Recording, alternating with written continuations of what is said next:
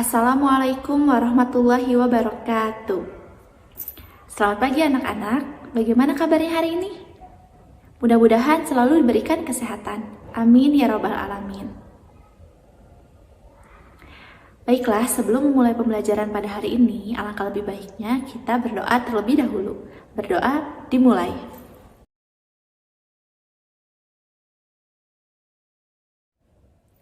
Berdoa selesai. Baiklah, coba siapa di antara kalian yang sudah tahu atau sudah membaca materi apa yang akan kita bahas pada pertemuan hari ini? Siapa? Oke, apa materinya? Ya, benar. Pada pertemuan hari ini kita akan membahas materi mengenai tumbuh dan berkembangnya semangat kebangsaan. Tentunya materinya berbeda dengan materi-materi yang sudah kita bahas pada pertemuan sebelumnya. Untuk lebih jelasnya, yuk kita simak pemaparan berikut ini. Perluasan pendidikan. Pemerintah Hindia Belanda menerapkan kebijakan politik etis pada tahun 1901, yaitu dalam bidang irigasi atau pengairan, emigrasi atau transmigrasi, dan edukasi atau pendidikan, yang bertujuan untuk memperbaiki kondisi masyarakat yang semakin terpuruk.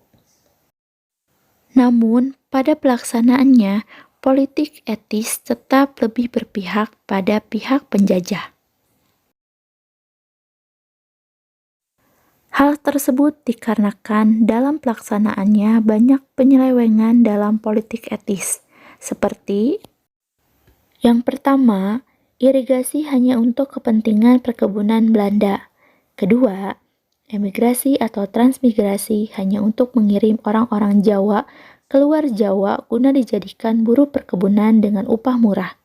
Dan yang terakhir, pendidikan hanya sampai tingkat rendah yang bertujuan memenuhi pegawai rendahan. Pendidikan tinggi hanya untuk orang Belanda dan sebagian anak pejabat. Kegagalan perjuangan di berbagai daerah disebabkan salah satunya adalah perlawanan yang bersifat kedaerahan. Sehingga memasuki abad ke-20, corak perjuangan bangsa Indonesia berubah dari bersifat kedaerahan menuju perjuangan yang bersifat nasional.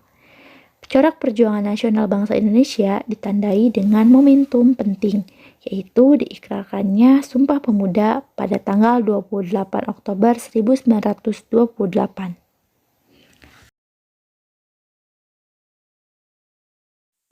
Rasa senasib sepenanggungan.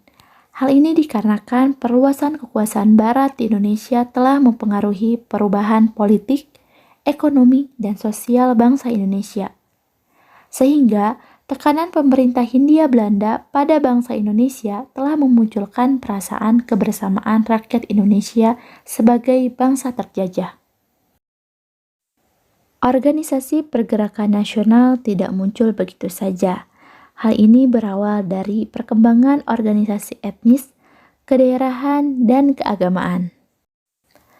Organisasi-organisasi tersebut sering sekali melakukan pertemuan, sehingga pada akhirnya memunculkan ide untuk mereka mengikat diri dalam organisasi yang bersifat nasional. Sehingga muncullah organisasi pergerakan nasional.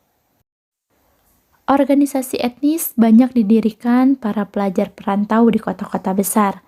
Mereka membentuk perkumpulan berdasarkan latar belakang etnis. Beberapa contohnya antara lain Serikat Pasundan serta perkumpulan kaum Betawi yang dipelopori oleh M. Husni Tamrin.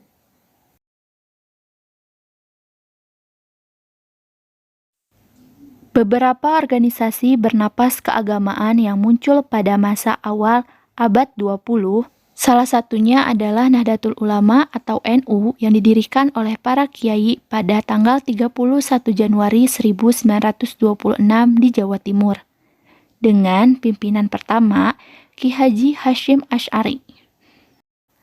Kaum wanita juga aktif berperan dalam berbagai organisasi, baik organisasi sosial maupun politik. Peran serta perempuan dalam memperjuangkan kemerdekaan telah ada sejak dahulu. Salah satu tokoh pejuang wanita zaman dahulu adalah R.A. Kartini. Berkembangnya berbagai paham baru. Paham-paham baru seperti pan-islamisme, nasionalisme, liberalisme, sosialisme, dan demokrasi menjadi salah satu pendorong pergerakan nasional Indonesia. Paham-paham tersebut mengajarkan bagaimana langkah-langkah memperbaiki kondisi kehidupan bangsa Indonesia. Berbagai peristiwa dan pengaruh dari luar negeri menjadi salah satu faktor pendorong pergerakan nasional di Indonesia. Di antaranya, kemenangan Jepang atas Rusia pada tahun 1905 dan berkembangnya nasionalisme di berbagai negara.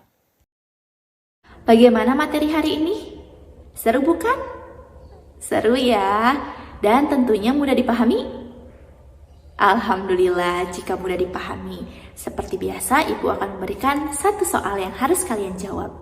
Yuk langsung saja, simak soal berikut ini. Baiklah, coba kalian perhatikan soal berikut ini. Sebutkan 3 faktor yang melatar belakangi munculnya nasionalisme di Indonesia. Bagaimana? Sudah ketemu jawabannya? Baiklah, kita bahas bersama-sama. Jadi, faktor yang melatar belakangi munculnya nasionalisme di Indonesia yang pertama adalah perluasan pendidikan, kedua, rasa senasib sepenanggungan, dan yang ketiga, berkembangnya paham baru. Tidak terasa pertemuan kita pada hari ini. Mudah-mudahan apa yang Ibu sampaikan dapat bermanfaat dan dapat menambah hasanah ilmu pengetahuan kalian. Mohon maaf bila ada salah-salah kata. Wallahu a'lam bishawab. Wallahu muwaffiq ila aqwamit thoriq. Wassalamualaikum warahmatullahi wabarakatuh.